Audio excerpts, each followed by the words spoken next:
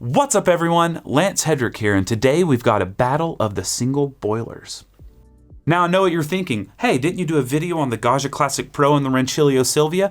Well, yes I did, but this is kind of a step above those as regards what they do out of the box. So I wanted to kind of separate them into two different battles in order to give you a more holistic picture of what's going on. Now with the Gaggia Classic Pro and the Rancilio Silvia, those are more of a modifiers kind of machine. Now of course you can modify both of these, but this is more so for people who want an out of the box, ready to go experience.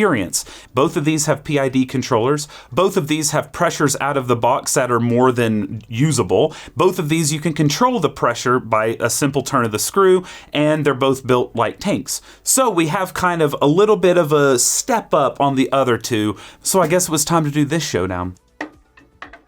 This is a relatively recently released machine from Profitec, which is run out of Germany and Italy, same company as ECM. They are super high quality built machines. They typically are known for their E61 style machines, but they recently came out with their Go, which is this machine here, their single boiler, and their Move, which is their dual boiler version, similar to like the Lelit Elizabeth, but in their design language and in their build quality. On the Go, we have a few things that are offered that you don't get in other single boilers like the GCP or the Silvia. We have, as I said, a PID controller. So on the menu down here, you're able to change the temperature of the brew boiler, which also doubles as a steam boiler, and you can change the steam temperature when you switch to steam mode. Like on the Gaggia Classics, they come with a 15 bar or a 12 bar, or I guess if you're in the US, I hear they do 9 bar springs. But you kind of have to fiddle with the pressure, and it's a bit difficult because they use a spring system, so you need to replace the spring by ordering different springs at different gauges. It becomes a bit of a nuisance for those who don't want to open their machine, voiding their warranty, etc., etc. So what they did is they actually have a screw on top that allows you to change the pressure between 8.5 bar and 12 bar. So that's super cool. Granted, I would love for it to go even lower, but that's better than nothing. So we have the capability here using the manometer right here on our machine in order to figure out where we want. You put a blank basket in, you start the shot, and you can change it to whatever top end pressure you want the machine to experience. Lelit's been around for a while, and this machine has made its way into many homes around the world. It too is a single boiler machine, and it too has a PID controller, as well as the capability of a simple screw in order to change the pressure. They did not have the foresight to put the screw on top, as Profitec did, as the Linea Micra did, and as a lot of people are realizing is an important thing to include. Instead, you have to open the top in order to get in, and then you can change the pressure. While it is very nice that this screw is on top, I don't think it's a huge knock that it's inside. The question is, how difficult is it to actually access and change, which we'll get into when we open this bad boy up. Now the Lelit has a power button on the side that goes on and off, whereas the Profitec has one right here, meaning there's only two buttons, a brew actuator and a steam actuator, which is what tells the machine we need to turn that heating element way up to pressurize the boiler for steam. Over here, we have a hot water button, which is just the steam wand. It doubles as a hot water dispenser. So when you click that, you have to have your steam wand valve open, and hot water comes out, and it looks really funny because it's a single tiny little stream, but at least you've got that option. Now, how cute is that? It's so cute. The Go does not have that capability. So if you're wanting to get hot water, you'll need to like clean off the screen and let it come out of the group head, which isn't ideal because you'll likely get oils and stuff in your coffee. But then again, you already have oils in your coffee. Now, what this offers that the Go does not offer is it has a pre-infusion capability. The 1, 2, 3, and then it cuts back on at 5. If it was like 5 seconds, maybe 6 seconds, but at 3 seconds with the water debit or the speed of water coming out of this machine, it's just not adequate to build any pressure in order to fully saturate the puck. You're just going to kind of wet the top of the puck, similar to what Rancilio does with their soft infusion, which I think is a crock of stuff. Turn that off. We don't have the ability to change more time, so I don't want it on. The Lelit has a 300 milliliter brass boiler, But the Profitec has a 400 milliliter brass boiler. Now, heat up time, I've seen people say that the Go is faster. That's not actually been my experience. I've found the Lelit to be slightly quicker, which would make sense with a smaller boiler. With the bigger boiler in the Profitec, you'll get temperature stability and you'll be able to pull more shots in a row without having to kind of worry about that temperature dipping. Now, whether or not that's actually going to have a realized difference in the cup, I don't necessarily think it does. It also contributes to the slightly larger size, but for the most part, they're very similarly sized. The Victoria obviously sits a little bit smaller. When you're spending close to $1,000 on either one of these, you want to not have to go out and buy other things, especially if you're not a modder. You're not someone that's looking to buy a naked portafilter, a new tamper, all this different stuff. You want, well, I spent $1,000. Give me everything I need to make money coffee. So right out of the box with the Profitec, you get this lackluster portafilter, but it does the job. You know, it's a chrome plated brass, just like you would expect. Everything else, it's got a plastic handle, no big deal. You know, split shots, I get why people do it. I get why manufacturers send that, but you know, bottomless is more fun. It's just a more fun experience than having to clean out this hunk of metal all the time so you don't get old, crusty residue inside. The basket in it is, you know, it's fine. It's nothing special. It's heavily tapered there at the bottom, which gives you a bit more margin of error when you're dialing in your coffee. You also get a single shot basket, which is fine. Nothing special about it. I wouldn't recommend using it like I showed in my single shot video. The only one I would recommend using is that La Marzocco. I think IMS and VST also have a one, but these are not going to be fun for pulling shots. And then it gives you a nice little blank basket to do back flushing, which it does have programmed in here, a cleaning cycle. And then they give you a metal tamper with a plastic handle. Completely fine. I'm happy with this. It's not great. It's a little loose, but you know, it's solid. It's a decent tamper, and it's going to get you to where you need to go without having to buy another tamper. It's fine. The Lelit, on the other hand, is a bit lackluster. So we take out the portafilter. Now, I will say, first off, they have my favorite split shot portafilter in the game. It's a bit taller. Not a ton, but it is a bit taller because it has a bit more going on down here, a bit more thermal mass that'll suck some of the temperature away from the espresso coming out unless you have it fully heated. This has been fully heated, so it's hella hot. But I love this curved design, and watching it, when you lock it in, you're looking at the streams, whoa, that's hot, coming straight out and towards you, and I just think it is so nice watching that. And it's a whole lot easier to clean this out from those old crusties than something that has, you know, holes going through the middle. So I do like this. The plastic feels a lot worse in my hand than this one. I think it's because this one's a bit glossy and so it feels a bit nicer. This one has a funky texture about it and just feels like it's even thinner plastic. Not a huge fan of that. I mean, I like the design. I like how it's a bit more angular. It kind of fits the aesthetic here, but for the basket, we've got, you know, a similar style basket. It's less tapered than the one in the Profitec, just barely. Has a bit more holes on the bottom. But this one is made by IMS. Now, could this one be made by IMS? Sure. There's a lot, but I feel like they always stamp when they make one. So I'm not sure if this is made in-house or made by IMS. I can't be sure. Lelit has it stamped on here that it's made by IMS, so you know it's going to be properly cut. The holes are nice and they're spherical. I've done a lot of microscopic images at IMS baskets, and they are well made. About an 16 to 18 gram amount. Then you have, of course, your single shot basket. Again, not a big fan of these styles of baskets. It is made by IMS, but I prefer whenever you have to use a smaller tamper to kind of make a separate puck down here, a step down style basket. But you get that, and then of course you get your blind basket, which is great. This is where it's a super big bummer. That's your tamper. You get a $1,000 machine, and you get a piece of plastic. The Breville machines have that, you know, metal base on it, and it kind of magnetizes into the machine itself, which is really neat. I like that you can kind of just shove your magnetized little tamper in there. But this is it's just plastic.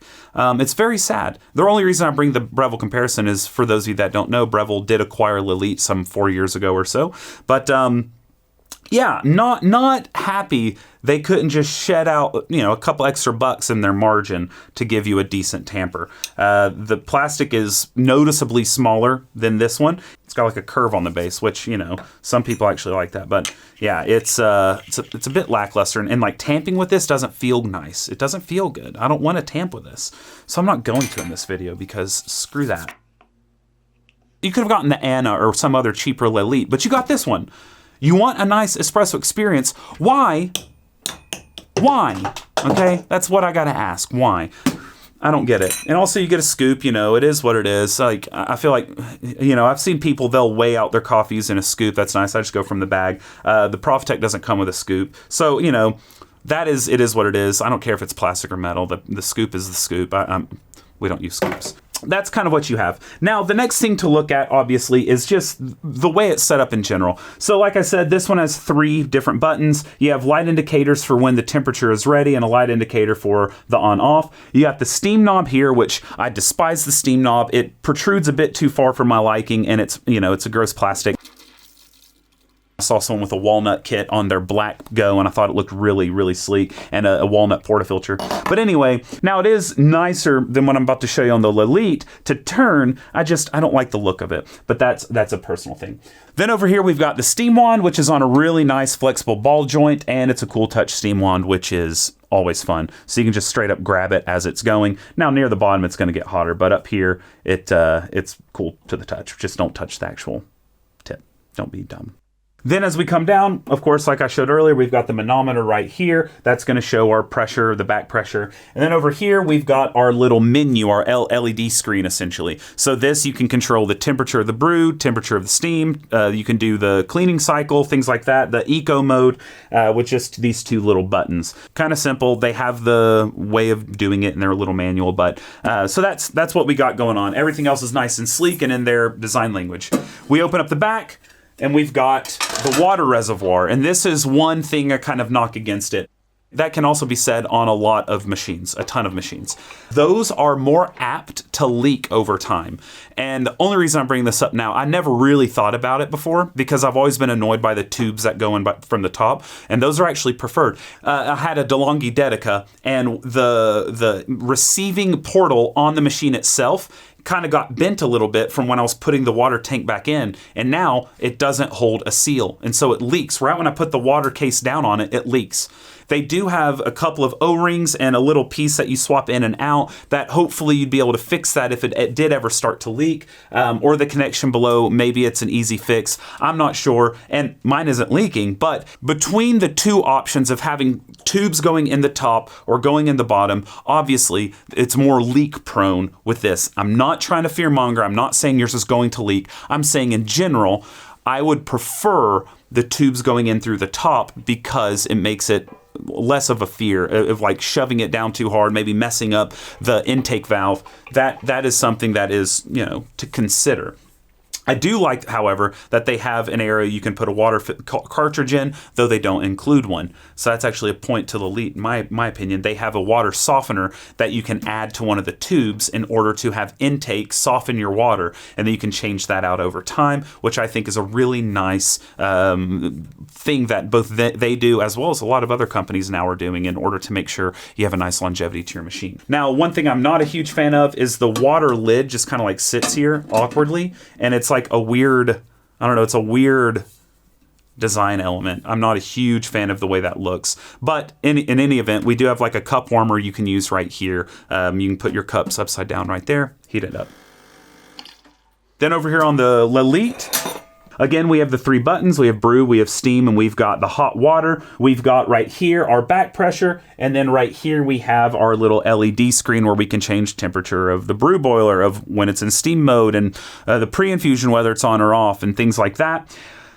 The thing I really don't like, however, is the steam knob on the side. This thing is a joke. Now, I like how small it is. I like that it is like very much in line with the figure, and it is not jutting out like the Profitec's, but it is a tiny little plastic knob. Now this would be easy also to find an Etsy replacement, make it a lot nicer looking, but my goodness, it's like this in a tamper. That's as cheap as you can go whenever you're having a nice machine. Now down here, they always offer you this little tray to make your cup go up higher, and all the Lelites do this. I never end up using these. Maybe you do, but I want to have my scale and cup, and when you use this, that's like an impossibility. I understand that the idea behind this is so that you can retain more crema from the dropping of the portafilter into your espresso cup. I get that, but like, I mean, I don't use that. Okay. Now on top, we have the water reservoir. So it's nice and sleek. I much prefer this lid, this cover, to the one on the Profitec. I think it's much more sleek, fits in, and it fits the design language really nicely. Now, what I don't understand is how small of a water tank they put in here with how much room there is. There's a lot of wasted area on the top, which could have been going to the water tank. Now, that being said, it kind of forces you to refill more often, more fresh water that's not just sitting in here for a few days, which I guess is a nice thing to kind of force your hand to do. But in any event, you do have these tubes that are going in order to fill your machine up. This one, which is spitting water back into the reservoir after it, is redirected from the OPV. And then this is what brings water into the machine, which is the little filter you just kind of shove into the tube itself. Some of you might remember this from my IKEA pour over video. Well, guess what? You can have a pour over device for 99 cents and boom, you toss that right there. You fill your water in, you're good to go without any leaks, any drips, any whatevers. And I like that they have the little rubber grip so I don't get fingerprints everywhere. I've been very open. I don't like brushed stainless steel machines because fingerprints are a thing. Now, the fact that it's brushed helps a bit, but even still, you get fingerprints everywhere, and I don't like that. Then this whole area up here acts as a cup warmer. It's a much bigger surface area than the one on the Profitec, so you can fit more cups there if you want. What I actually really enjoy as someone who stores a lot of machines between videos and stuff, this has a plug-in that is like a computer plug. So it's got that three-prong plug that you can remove from the machine, and then you just have a machine that you're putting in storage without an annoying plug to deal with. This one has the plug inserted into the machine, so unless you want to go in and take the wires out of the control board and whatnot, you're kind of stuck with the plug in perpetuity. So that's a tiny thing that most people won't even care about, but I do tend to prefer this one. Now, I can see a downside of this if people say it takes up more room with that plug shooting out, but you can get that right, that 90-degree elbow one to make it flush back against a wall. So anyway, that's just a little from me. Now, of course, you're saying, Lance, you've been talking this whole time. What about the performance of the machines, dude? Just frickin' pull some espresso. So we're going to pull a shot from each of these, and then we're going to measure the temperature on each of these, and then we're going to open them up, and then we'll finish, okay? It'll be easy peasy lemon squeezy. Let's just get to it.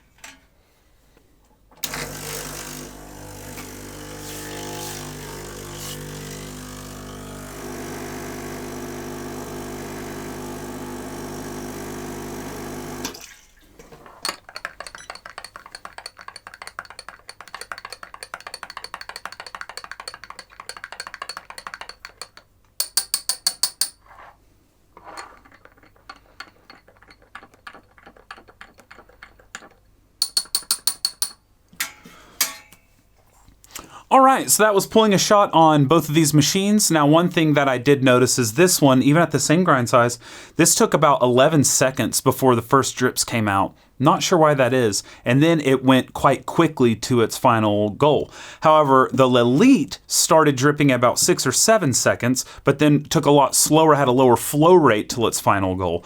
I'm not sure why that is. This one, the Profitec has a faster flow rate out of the group head, whereas the Lelit has a bit slower flow rate. So you would think that the slower flow rate would also cause a longer time until the first drop, but it consistently gives a faster first drop. I don't understand what that is.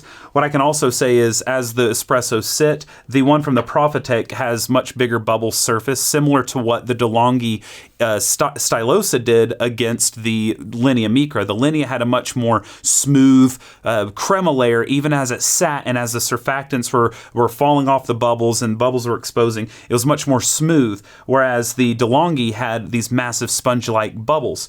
Same thing's happening here, where the Profitec has much bigger bubbles in the crema, whereas the crema on the Lelit seemed to be a bit more stable. But enough faff. Let's take a sip.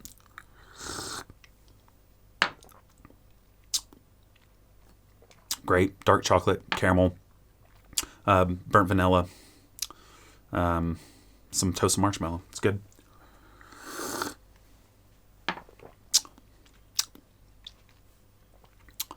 Most everything the same, but this one from the Lelit actually has a bit of acidity I don't usually get in this coffee, because it's a pretty dark roasted Neapolitan style coffee, but so it has a bit of I wouldn't be able to name any type of acidity, but it is a bit brighter overall, which is interesting, because also the crema is a bit lighter on the one from the Lelit than the one from the Profitec. I can't explain that either, but that is definitely interesting.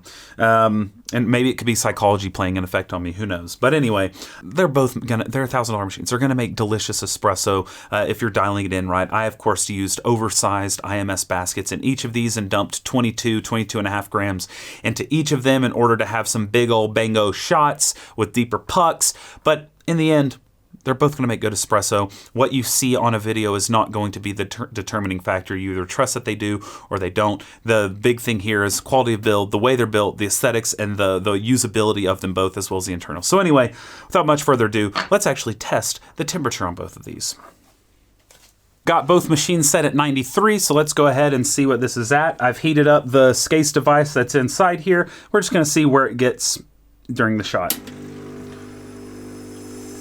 All right, so we're climbing.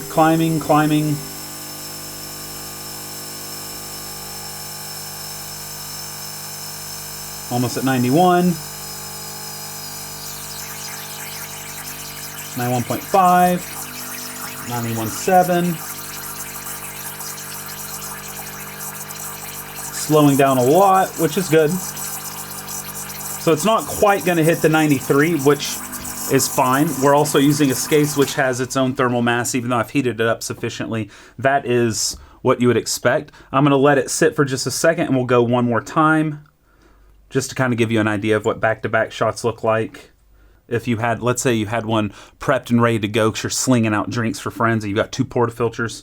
So here we go. So obviously this will be able to go higher faster because it's not leaching the other temperature. So I'd imagine we definitely get to 93, if not above here. Oh, there we go. Look at that. Very good. Oh, look at that. That's impressive. All right.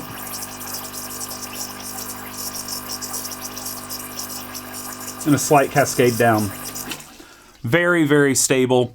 Again, I don't think that you need perfect stability. I think within a few degrees is absolutely fine, actually. But that's great. All right, let's go to the Lelit.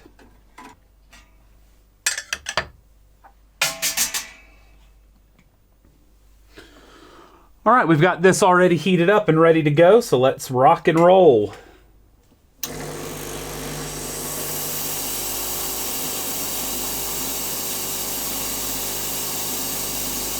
All right, it's at 91 for that first one.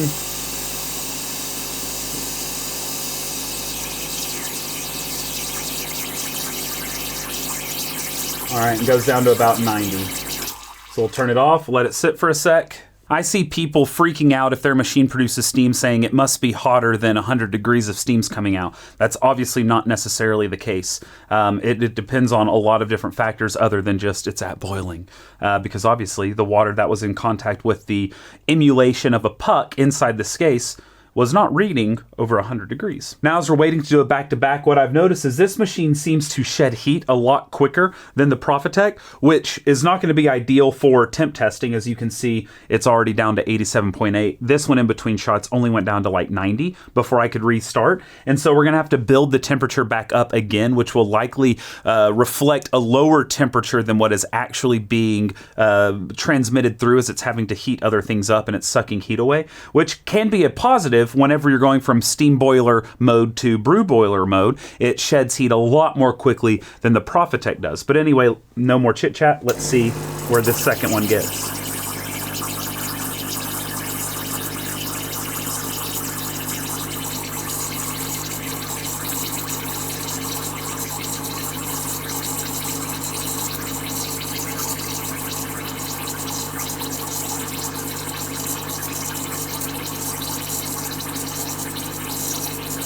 So we're sitting right under 90, 89.9, and there it starts going back down. So there is a 3-degree differential between where it peaked over that time. But again, I think something else is going on outside of the portafilter, because this one tends to shed heat a lot more quickly between them. As you can see, it's going down pretty rapidly, whereas this one kind of stayed at that 90 or so degrees. So if you're someone that's anal about temperature stability and you don't mind waiting after you go to steam mode, this one seems like it's going to hold its temperature a lot more stably than the Lelit. The Lelit seems to be ideal for those who switch between steam and brew a lot more quickly, because it sheds heat very rapidly. As you see, we're already down to 87.5, 87.4 inside the portafilter. Let's continue marching forward. All right, so we're about to do a little milk steaming test on both of these, but first I want to talk briefly about the drip tray. So first thing you notice on the drip tray, what a lot of people want with their drip tray is some nice clearance between the portafilter and the cup. As you can see, the Lelit has a lot more clearance. So if we put in a spouted portafilter, which a lot of people use, we put in a pretty thin scale, which is the Acaia Lunar, and then we put a cup. I mean, it fits, but it's a very tight squeeze. If you have a taller cup than this, you're a bit, it's a bit tight. But with the same exact setup, and this is actually a slightly taller portafilter, we do that, put the scale, and we put the cup, and there's a lot more clearance, about 2.5 centimeters probably.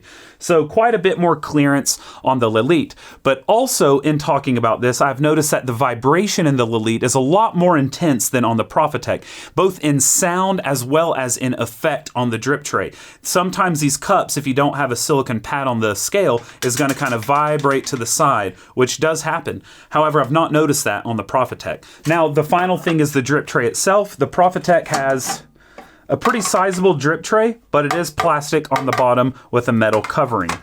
So I'm not a huge fan of the plastic, but at least it won't heat up and burn yourself as you're dumping it if you've been doing a lot of shots. The Lelit is sizable as well, and it's all stainless steel, but my big issue with it is it's very shallow and long. So if you have it even sort of full, it's very easy to topple and to spill, which is not ideal.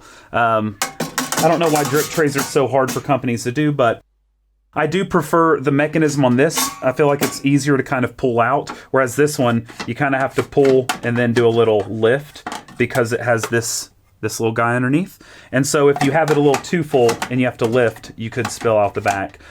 So just make sure you're cleaning it out frequently.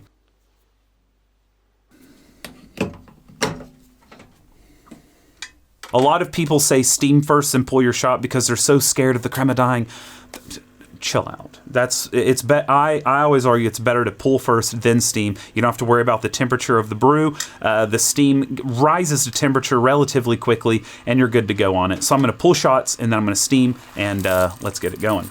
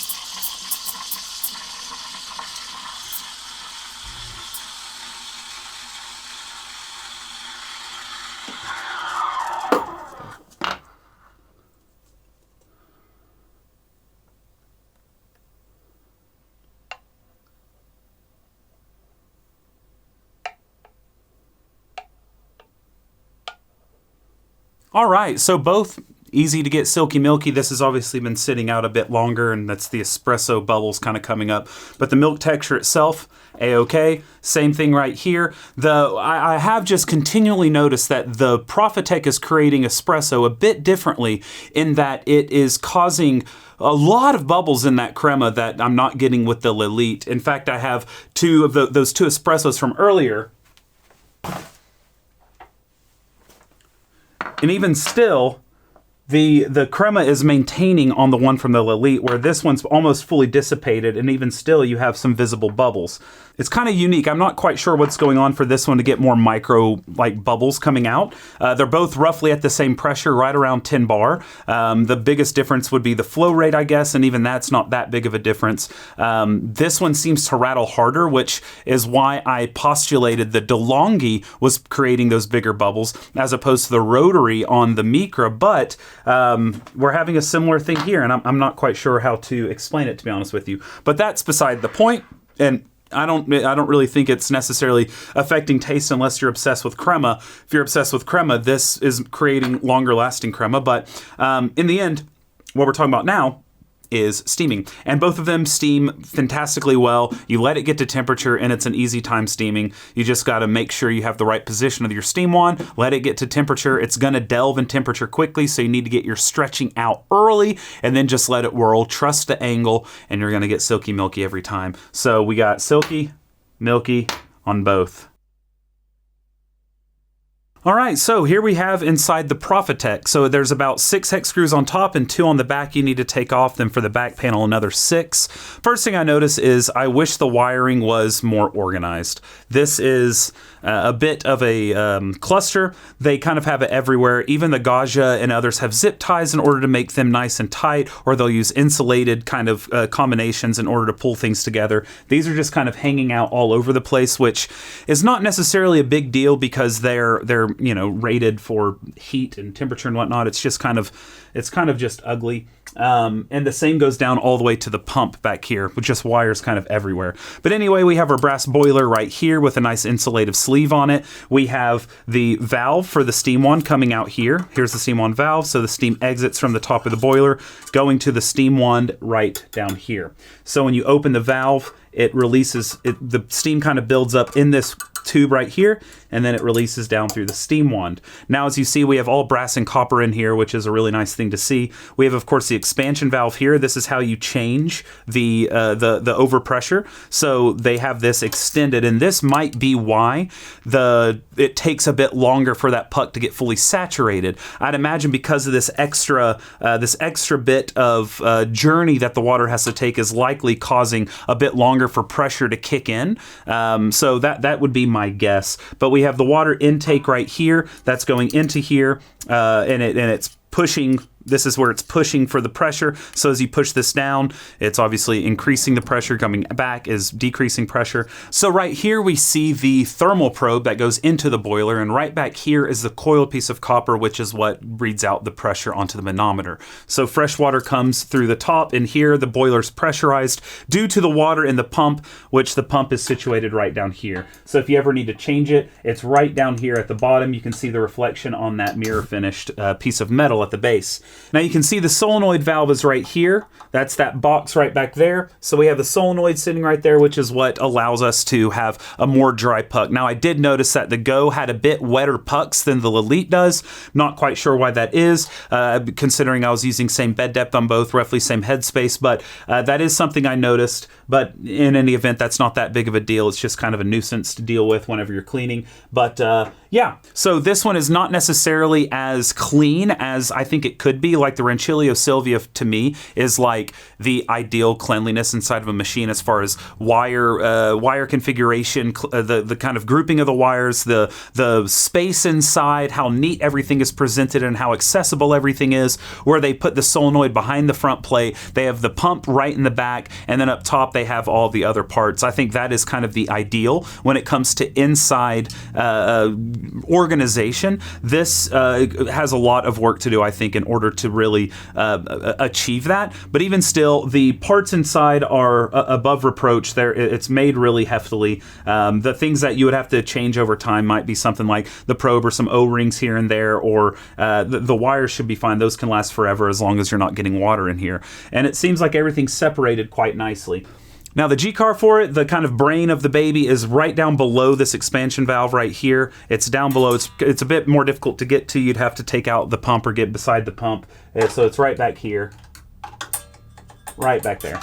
But that's where all of the stuff goes on as far as the PID controller kind of crunching numbers in order to keep everything good to go. So that's kind of what the inside looks like. Well built, well put together. Just some organization issues I have with it, but other than that, you've got a good machine. I mean, it's a well built machine. So let's see how the Lelit stacks up.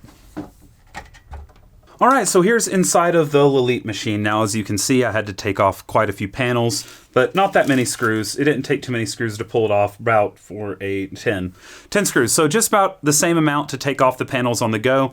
Now, it is necessary to take the top off, the back off, and a sheet metal here to get to our expansion valve, the OPV, in order to change the pressure. So it is not nearly as simple as just turning the little key on top on the Go, but it does, because it is all in one go, maybe that's why we're getting that pressurized puck earlier, which I actually think is a positive. But anyway, let's go and just track how the water gets through the machine. So we have our intake right here. Now, normally the intake has this bad boy on it, but I've switched this to the reject water intake through the filter, and then it comes down to the front of the pump. Here's our Olka pump right here. Now, just like in the Go, which has the silent OLAB, we have an OLAB here as well, which is what Lelit uses. But anyway, water comes into the side back here, and then it comes through right here into our expansion valve. We have water that escapes here to go back into the water tank, and then we have water that's going through the actual expansion valve, and that which is accepted at the proper pressure comes through this pipe here, this tube right here.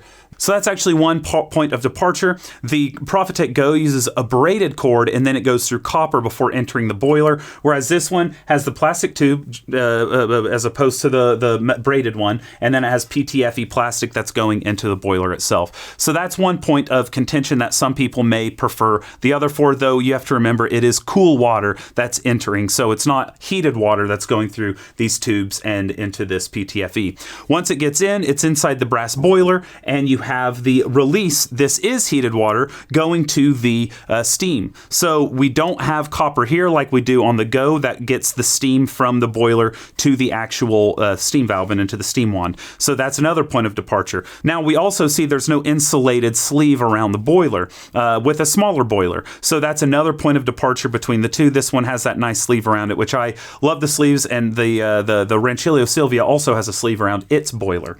Now, as we see, the wires are a bit more manageable. They actually use a few zip ties in places in order to keep things a bit more organized, one right around here, but it's still a bit more sloppy, especially in comparison to that Silvia breakdown we did. Now, of course, we see we have a pressure reader in the same area in the line from the OPV to the boiler that we do in the Go, and it comes up here using this copper wire up to the manometer itself. And then we also see that the solenoid is right here. So this is where we have that solenoid that releases after the shot in order to get us a drier puck. So that releases into the drip tray itself. So other than that, the G-car is here. This is how we have all of the understanding the information, all the input and output that's coming in the machine as regards PID, eco mode, etc. is all being controlled by that. We have our temperature probe that is here, and it's coming down to the box itself. So the probe inside of the boiler goes there. Then of course we have the overpressure release up here, same in the middle on the other boiler. Everything else is pretty much standard. The on-off machine with its wiring, the 3 buttons with their correlative wiring. Other than that, everything's pretty easy to reach. If you need to change the vibratory pump for any reason, it's right there. If you need to change the G-car, it's right there. Solenoid right there. And everything else should be pretty simple maintenance. outside of those main things. There's some braided wires here as well, but other than that, both of them are saturated groups, meaning the boiler is directly on the group. So obviously with a bigger boiler that is thermally insulated with that sleeve, you're going to have a better thermal retention in between shots, which is why we saw it maintain that 90 degrees after I pulled a shot. This one, it seems to release a lot more quickly, likely not due to the lack of insulation on the boiler, but likely due to a combination of a smaller boiler and however the group head configuration is underneath, it's releasing heat a bit faster. Nothing really to do with the portafilter because I use the same one on both. But anyway, that is about it on the insides of the Lelit Victoria. So let's close these up and have a succinct little finish. All right, so that is the two machines. The Battle Royale has concluded. Who has been the victor? Well, like with everything, I think it depends on what you're looking for. I think for some people, the Go is going to be better. I think for some, the Victoria will be better. Overall, I'm a bit more impressed with the build quality on the Go, but it's very minor, as we saw on the insides and everything else. But for the most part, I think they're pretty equal. I think this could take the cake if that pre-infusion was actually worth something, because that would be really nice if you could do kind of blooming shots. And I wish the OPV, the adjustment for it, was a bit easier to get to.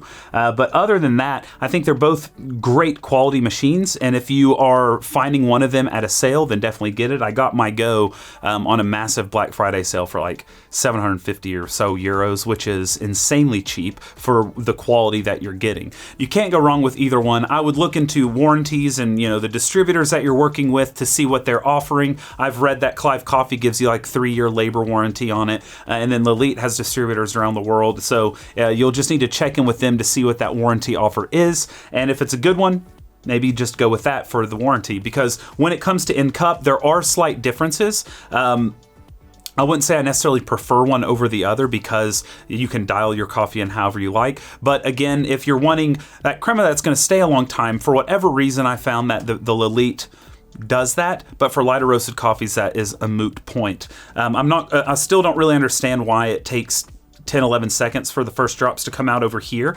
but it is what it is, right? It might just be the reaction of the vibratory pump, or maybe it's a bit further disconnected to the group head, whereas this one might be a bit more, a bit faster of a route somehow. But in the end, they're both great machines. If you got the Go over the Victoria, you made the right choice. If you got the Victoria over the Go, you made the right choice. Be happy with what you've got, because in the end, it's all about what's in that cup. And I'm telling you, they're both capable of making tasty tasties. If you're someone that likes to steam milk a lot more and make shots with steaming, well, this one cools down a lot faster than the Profitec. If you're espresso first, maybe the Profitec, because it maintains the temperature a lot easier and has a little bit more fluctuation, a little bit more control with that OPV right on top.